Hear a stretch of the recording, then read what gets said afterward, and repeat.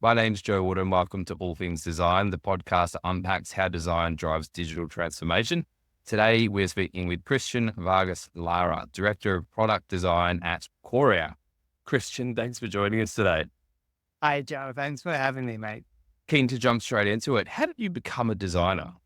How did I become a designer? I've been a designer since day dot, really. Since day before, though, from all the way from school, all the way through uni, it was all about design. And I was really lucky at university in 1993, 1992, in fact.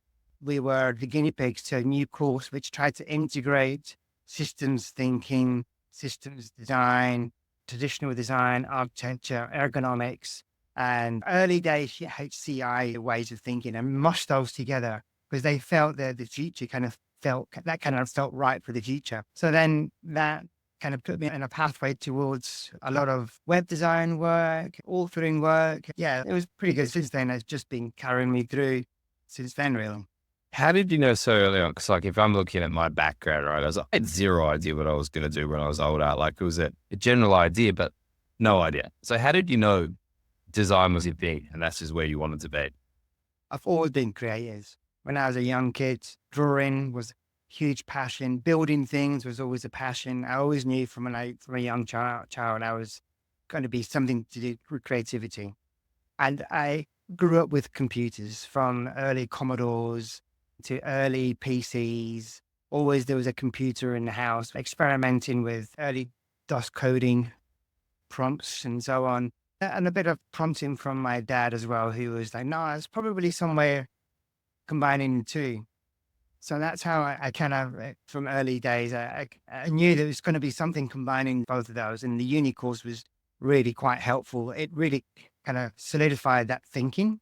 Because before then, it was two separate fields, computing or design. And at A-level studies, I was doing both of those concurrently, but they were always kept separately. It wasn't until I got to uni, I had an opportunity to start combining those. Cristian, what did day one at Qoria look like for you?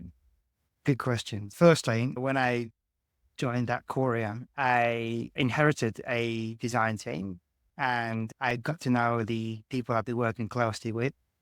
The first thing I had to do was to run my own contextual inquiry into how things worked at Qoria. And that kind of means talking to the stakeholders, understanding the product development lifecycle, taking part in workshops, and just really involving myself in as much as possible. Two things that I learned there. Firstly, the design team is very, very talented. They had been some great, awesome work. Their ability to create solutions from requirements is fantastic. And that's without a shadow of a doubt, that's a really good place to start with. The other thing was the people I was working with, my boss and the VPs and the PMs were all super keen to help. So that made my life a lot easier because I was able to implement some of the changes I wanted to make. So the second thing I learned was they were still working in a kind of startup mentality. And I wanted to move away from that. I wanted to kind of increase the maturity of how we approach projects, how we solve problems within Qoria. So that gave me a clue into these are the things, these are the spaces in which I believe we can do better, we can evolve in. And so with the designers, by speaking deeply with them and really understanding where they want to develop and where I see where Qoria needs development in terms of design capability, what are the things we need to implement? So I mentioned before, I went to workshops. I noticed how things were being run there, very much technical solution led at that point.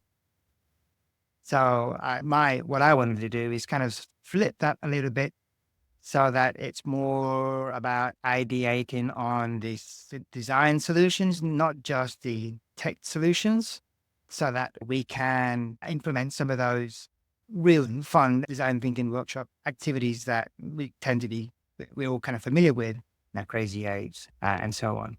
So that's one thing. Also, designers were being invited into the process kind of almost after the fact.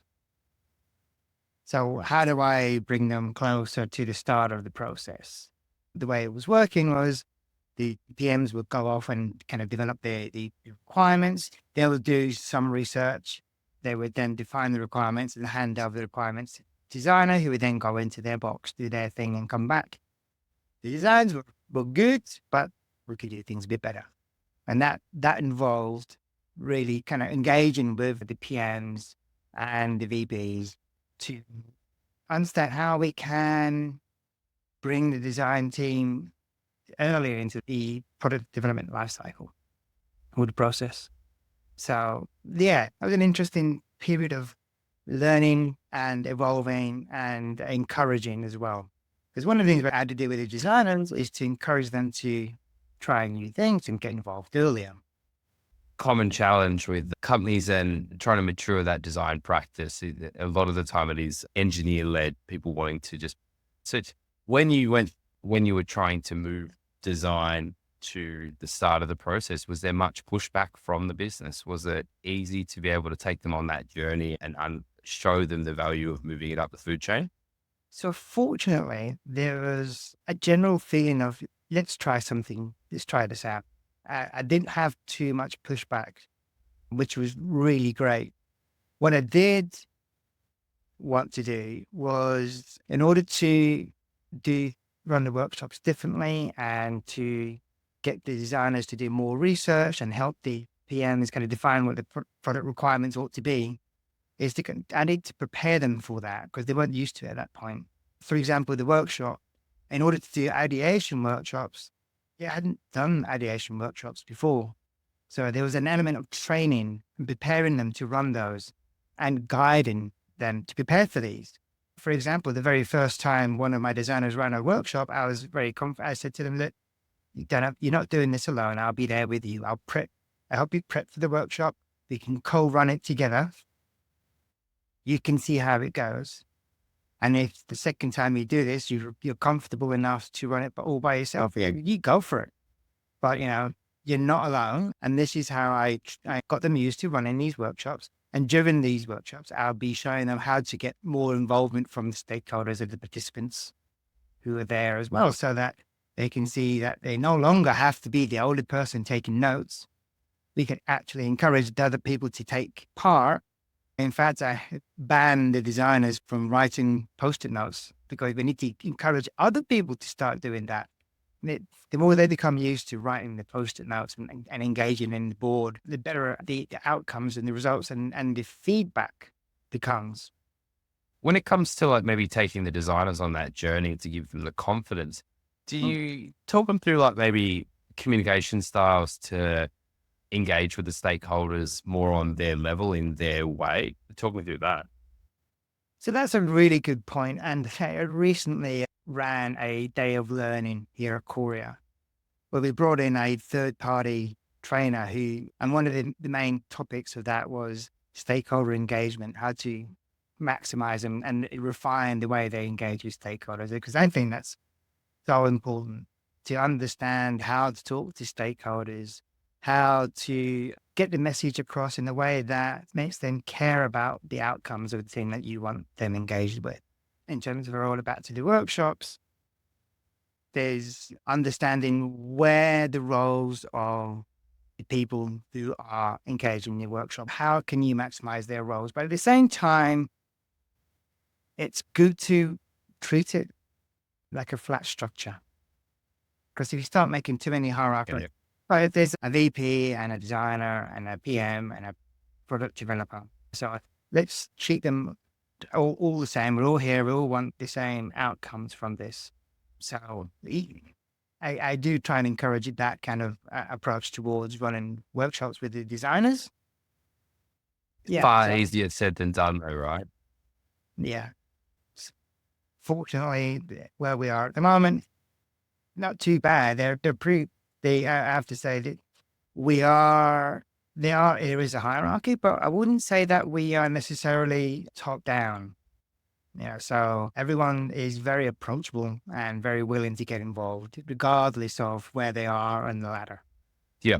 Sometimes it's almost a bit of a confidence thing though, right? So like you put a designer in a room with senior stakeholders and it could be, I guess, I don't know, daunting. Yeah. So confidence is an interesting topic. So One of the things I did encourage the designers to do is present in front of the TLG, the Select Leadership Group. And even if it's a co-presentation with some of so we have the TLG and the squads will come and present an idea that they're working on. And typically it'll be the PM who will present the idea and it's only that 5-10 minutes.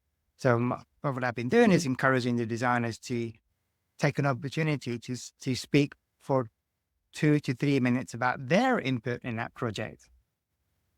The more they get used to speaking in front of senior stakeholders, the better it'll become. Not that you ever lose the nervousness of speaking in front of some senior stakeholders. That will always be there, but the way you handle that or the way that you prepare yourself for those conversations will improve.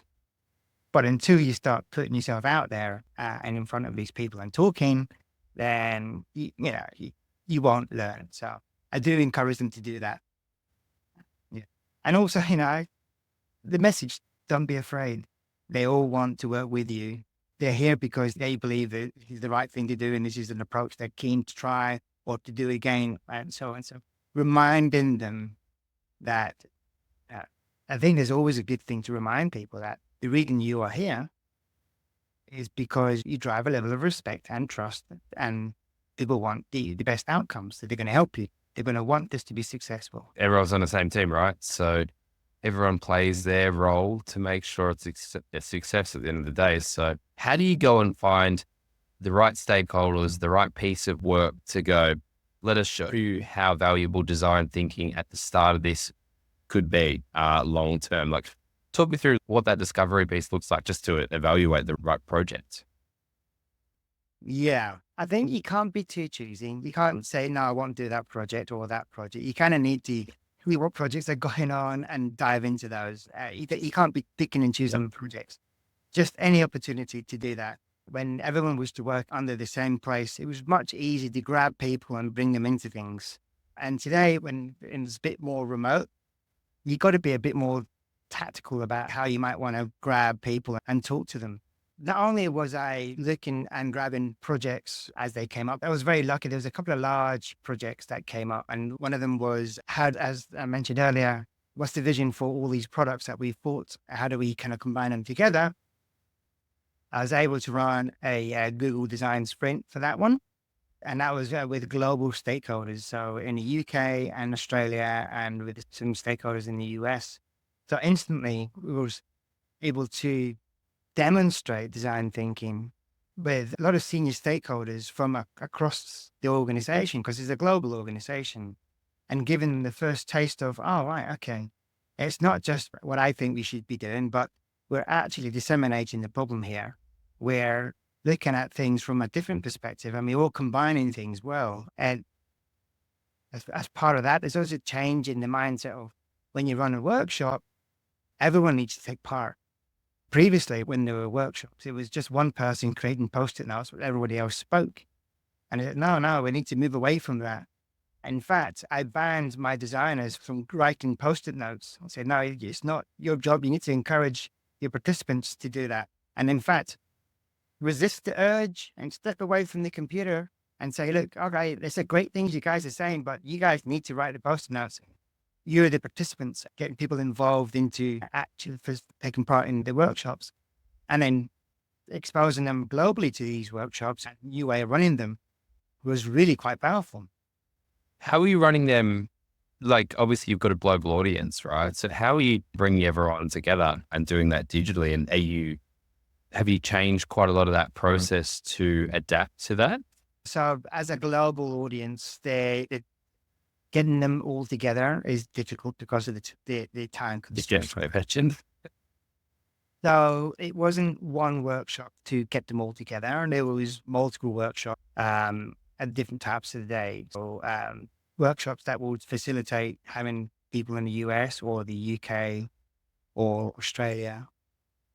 And also because they're full day workshops and you're working across regions, then you kind of need to be a bit more flexible with some people's time as well. So it may not be a full day. It could be half to 2/3 of a day. because some people, if they're starting late, if they're starting in the afternoon and working into the evening, you've got to remember they've started work in the morning, and you kind of give a bit of flexibility for that and keep that in mind. How do you use, like, I guess, do you run into any challenges, obviously having an international audiences, different locations, having different ways, different opinions, different regulations for each problem? The problems are that we're trying to solve, they are global problems, but there are regional considerations. So when we are looking at a solution for a particular problem, one of the core questions that we are always try to answer, okay, so what are the regional considerations that we need to consider for this? So for example, naming conventions in the US would differ greatly from naming conventions in the UK. And also the way some of the organizations may structure themselves, that some of their customers may structure themselves, we need to keep that in mind as well. So these are as part of a project or a part of a workshop, we do address these questions as well. I think that's super important. Yeah. So it's in order to get design thinking across all the different stakeholders, across all the different parts of the business, is exposure, showing them through design thinking how we take into consideration some of these important questions. You've heard of the lean canvas, there's opportunity canvases. These are other tools that we use with these stakeholders to help us answer some of these questions. And I always encourage my designers to use these canvases and maybe adapt them as well, because they may not all fit exactly for the purpose that we need, but it does help us those important questions that you need to get answers for before you then move on to the next part of the journey. And that regional consideration isn't a question on one of those canvases. So we inject a new block into a canvas specific to Qoria, which is a version of the lean canvas. So then as we go through each workshop, people start saying, oh, they're asking all the same questions every time. These are really important questions. And they get used to a way of working. So when we run a workshop, they build an expectation that these are the things that they're going to be doing during the workshop. These are the activities and so on. So that we build an expectation, an understanding, and appreciation of some of the things that we come away with in terms of the outcomes of the workshop, so that then we can come feedback into them and complete the feedback loop and say, okay, during that workshop, these are the things that we discussed. These are the outcomes. These are the actions we're going to do next. Is that right? And yeah, that's how we, firstly, through consistent approach, we build that appreciation of this is what design thinking is all about, how we do things, invite people into the process. Changing the language is another thing that we did in the organization. I think it's super effective and super important. Because if no one's talking the design language, how are you going to get your message across if you have to, so we started creating a Kanban process based on these phases of our design process, from research all the way through to solution and testing. I even including a section for when something is in development. So therefore, when we invite a stakeholder in to look at our Kanban board and we say our project is currently in the research phase, they can see it in the research phase and they can see the process something has to go through. So then when we're talking about a project, what activities we feel needs to happen to get this project through the design thinking phases, they are aware when we say, oh, it's in discovery or it's in validation. They know the conversation and language that we use consistently, what that means and where their project or their thing is at, what stage it's at. So changing the language and getting them used to how we work and how we operate, bringing them in, becoming transparent, also showing during the workshop, you know what, here's a problem. This is the new thing that we're looking at. Take an opportunity to say, okay, that's an interesting problem. Let's try and reframe that problem. So helping, and that's part of being brave and putting your hand up and saying, hey, you know what, we can do things a little bit differently here. Let's use the how might we framework. Let's reframe the problem into actionable statements. And that always resonates with the stakeholders. So there's number of angles you can come in at this thing at, so that the people get used to that, the language, the way of working, and start thinking, oh, this is different. And over time, you start realizing people will be talking the language that you speak, which is a massive win. And they say, hey, can we run an ideation workshop on this? Can we do that? And it's like, oh, of course we can. Yes. Love to help you with that. Yes. Embedding design and having so many successful projects under your belt now and communicating with stakeholders. Have you seen like a shift in them coming on that journey with you? So maybe coming to you and asking, hey, we're thinking about doing this. Can you get the design team to come work with us now before we actually go into sort of build solution rather than the other way around? Yeah. So I'm seeing big shifts in moving design left. And a recent win was when a stakeholder invited the design team to lead the inception for a new initiative. That is something that doesn't happen very often. And whenever these opportunities arise, it's like, yes, you know what? We can absolutely do that. My designer will help you with this, and I will help the designer plan for that with them so we can maximize the success of something like this. Because inception is such an important part of a process of a project that you got to get the foundations right so that you're then going down the right path and towards what is it you need to discover, what is it you need to solve, So getting involved at the early is becoming much more of a commonplace thing now. You talked about this a bit earlier, but sort of repositioning, I guess, what they're trying to do with the project. Like, have you seen quite a lot more success with project outcomes since embedding design at the start of the process? Yeah. So there were a couple of instances a little while ago where something that went straight to production and build didn't have the outcomes that people were hoping for, and customers were decidedly unhappy with the results of that. And because we looked at it from a perspective of, well, we didn't do any real upfront research on that. We should have done some research on that. So we can help you with that. We can help you talk to our customers in a way that will give us the real answers that will really help us by using these problem space analysis.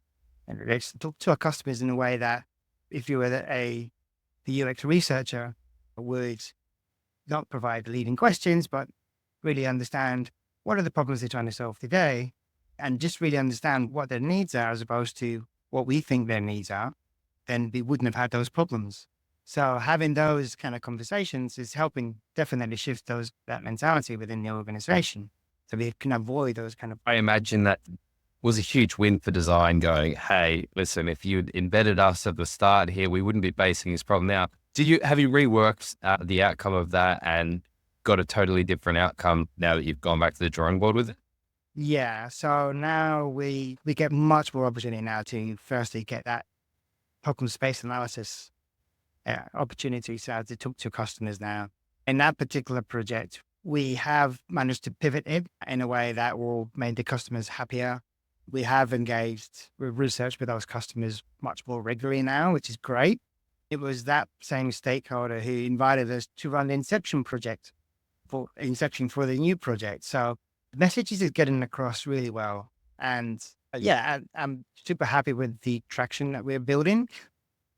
We're still on our journey to maturity, but these are some of the tangible things that we're seeing evolving now. So yeah. When you get to bigger organizations, a 2-year runway into maturing design, you know it's going to take a bit longer, right? So it's okay. Let's talk about your team. How do you give them that safe space to be confident enough to work with stakeholders and push back and bring things up? Well, firstly, it's a good question. We need to make sure that they feel like they can push back and that you've got their back. What was happening before was it was a case of lots of stakeholders coming up to the designers and asking them for work that need to be done in 2 weeks' time.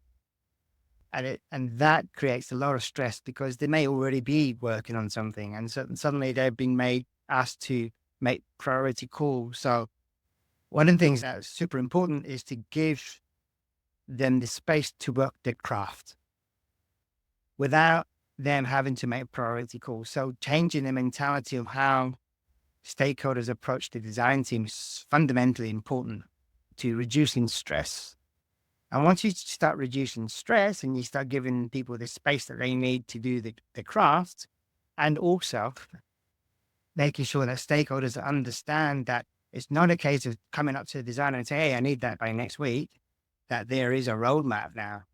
And if you want your work done, you need to plan things in properly. And we have a process. And by the way, this is what it looks like. And then I give license to the designer to push back and say, no, that's not possible. Because if you have a roadmap and that we can talk to and say, look, it's just not possible. Look at the roadmap. I've just got too much. I can't add one more thing on here. Gives them license to push back in that regard. And then when you have a space to do some work, but then say the timeline doesn't allow for all the activities we believe need to occur, then giving the designer license to say, I'm going to flag this as a risk. If you say we can't do research, are you happy with this risk, considering this risk could mean the failure of this thing? Are you happy with that risk? So you give them license to say, yeah, to the stakeholder, we'll add this to the risk register, that there's no research was done. And if you can sign off on that, I'll do the work for you, but not without you understanding that we can't do our... Huge. Yeah, exactly. And But do you think that gives the designers a lot more authority and respect in that process, being able to push back and going, listen, the risk is going to be on you. We've got a process. This is a structure. I can show you it, but you're taking on the risk. So obviously, that's cool. Yeah, it does empower them. And it was fantastic to see the response from a lot of product managers when we started implementing this. We were working and planning. A lot of them will get in touch and say, oh, so how does it work? And he goes, excellent question. Come here and let me show you how we're going to do things, and talking to people across the business, across the globe on our new ways of working, and just saying, yeah, from now on, this is the way things are going to happen. We need to plan things properly. And my job as a manager is to maintain the well-being and the stress levels of my team so that they feel fulfilled, that they can work on the things that they're asked to do with the level of craft and diligence that is required to get a good result, because we all want this thing to be successful. However, I do understand and appreciate sometimes timelines don't allow for all things we want to do, but that comes with a risk. If we can acknowledge the risks, then we can maybe be a bit leaner.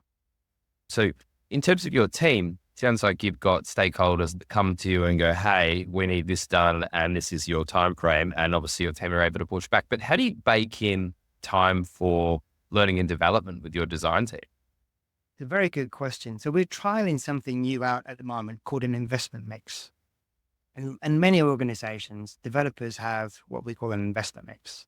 And it's made up of core components of strategic work, tactical work, tool sharpening, which is, learning new development or coding, a service health, which is like fixing things, that bits of code or stuff that might be broken so that the products are less likely to fall over.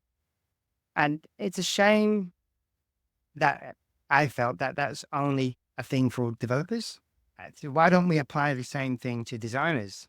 The problem we're trying to solve there was, the roadmap thing was really good, but there's still the assumption at the time was designers were 100% on a project, and that's not healthy. So what can we give them? What is a healthy amount of effort to a project that also gives them space to do some learning and to write up key findings from any research, or make changes to the design system because they've been working on something and it requires to update the design system, or to work on a project which is something that they feel passionate about. So we came up with the investment mix, where we say 60 to 70% of your time is based on the strategic work, which is the initiatives that come down from above, 10% on tactical, 10% on service health, which is maintaining the design system and so on, 10% on tool sharpening, so the learning new stuff. You want to do a course, so this is how we do it. This is what we're trialing at the moment. It's about trial and error. If it doesn't work, it doesn't work. We'll try something different. I had my feeling it's working because by looking at the Jira tickets that are coming up, what are the things that they're spending some of their time on now. And I can see some of those investment mix. Incidentally, the Jira ticket that we have a label for the investment mix in which that job falls into. So I can see a more even spread of how they're spending their time, which is very exciting. Have you noticed an impact back to, I guess, your team's happiness? I'm a huge advocate of, I guess, career development and learning, and it's one of the big ethoses for our team at Tori. Like, are you seeing an impact back to your team's, I guess, mental capacity in their job? I am noticing that they seem to be much more uh, content with the amount of work or pressure of work that they're receiving. One thing I just want to add about the investment mix is at the end of a quarter or a half year, is you can look back and you can measure whether or not they spent enough time doing things that will make them want to stay. So learning and working on things that they care about. Because if you can't track those things, how can you have a conversation with managers, with the with PMs about, yeah, you're overworking the team. We need to extend the timelines, or we need to do something else. If you can't show the evidence, you can't show the data. Before we tried the investment mix, it was based on, oh, she says she's not getting enough time to do this, but where's the evidence? And that's why we need this, why have a way of capturing this evidence. And now that the designers are capturing this evidence, they feel much that they know that we are looking out for them. And just to be clear, this investment making capturing how much time they're spending on a project. I'm not measuring what projects they're working on and how much time they spent to that particular project. I'm only tracking the work that they did to the investment mix, in which, as a category, that project is working on. So if it's strategic, or if it's tactical, or if it's tool sharpening, and those are the numbers that I can then use to say to my bosses and say that either working too hard or not enough time on personal development, or we can say, actually, you know what, it's working. They are happy.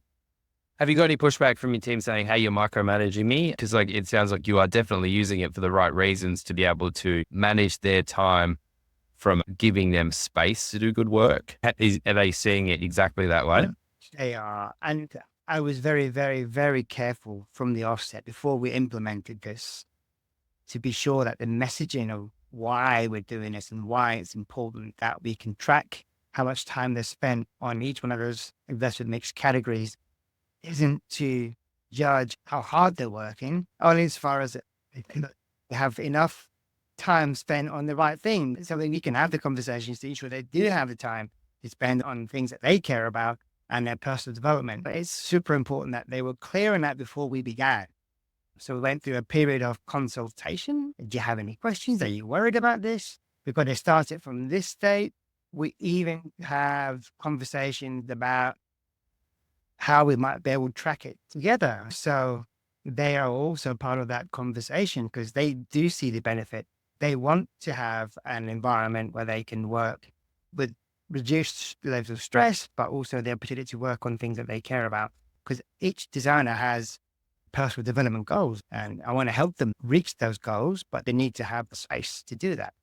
I was going to ask on that. Do you help lead their development? So like, hey, look, I've noticed that maybe you need to upskill in this area. Have you looked at this course, or do you want to try and use this tool? Like, do you give them initiatives to work on, or is it self-led? I do help them out with some of that. There is an element of self-led, but I do also have some recommendations. So based on some of the things that I thought would be useful as a design team within Qoria, one of the things I was absolutely keen on everyone getting better at was design thinking workshop facilitation. So for the first couple of years, I was showing them how to run workshops.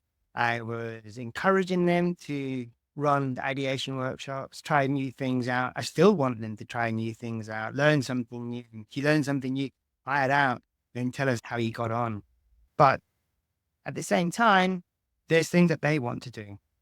whether that's learn a bit of front end code because they want to have better conversations with developers, then absolutely you can do that too. So you kind of have, here's things that I think you should do to, that will help yourself and the organization, but here's some things that they feel that they want to do as well. So it's not just about dictating what they should do. You need to give them space to grow in things in the space, in the areas that they feel that they want to grow in too. That's a cool area. Like, obviously, a large part of a designer is speaking with developers. So trying to understand a bit more about what they and how they approach their work is a pretty cool topic to go down the path of. Do you think, I guess, having people focus on workshop facilitation has really helped with that confidence piece? Absolutely. Absolutely. And one of the things that I'm really, really learning is celebrating the success. So when one of my designers ran their first ever ideation workshop, I was very quick to congratulate them, obviously, but also to share the organization. Hey, look, guys, this designer just did this workshop. These are the outcomes. Here's some of the feedback that the stakeholders who attended have given. And because of that, we are now more confident that the solution that's going to come from this has a greater chance of success because we've been through this process. Then that goes on, that's like a spark when we get other people going, oh, that sounds interesting. Maybe I'll try that. So now those ideation workshops are an established part of our process and everyone is super familiar with those now. I imagine the business and the stakeholders that you deal with appreciate the time and effort the design team have, I guess, spent honing those skills, because it can run a great workshop or facilitate a great workshop. It makes it better for everyone, but I guess the outcome's going to be far greater as well. Yeah, exactly. And, the enjoyment from the designers as well, to when they see how by running the workshop, an ideation workshop, using design thinking, that the engagement and the outcomes, the output from these workshops, when they see that thing coming together, they see the workshop coming together and they see that everyone's engaged now suddenly. All the stakeholders are getting their pens and pencils out and paper and drawing things, and they don't mind that it's scruffy anymore. When beforehand they'd be like, oh no, I can't draw, and they're just not engaged. But now they're all engaged, they're all doing it, they're all taking part.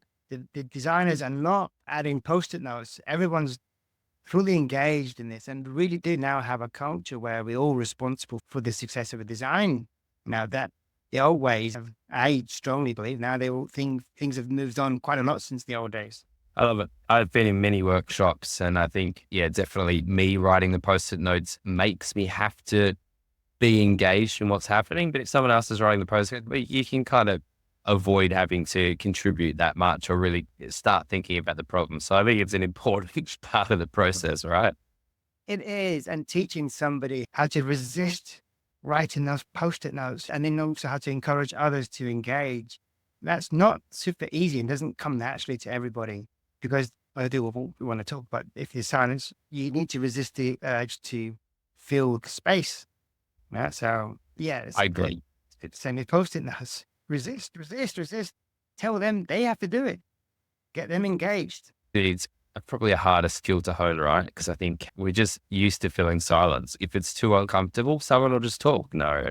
But Cristian, I've really enjoyed our conversation today. I've learned so much and really enjoyed it. I like just having a chat. So once again, thank you so much for jumping on and doing a podcast with me. If anyone wants to reach out and ask any questions off the back of today's chat, what's the best way? Just connect via LinkedIn?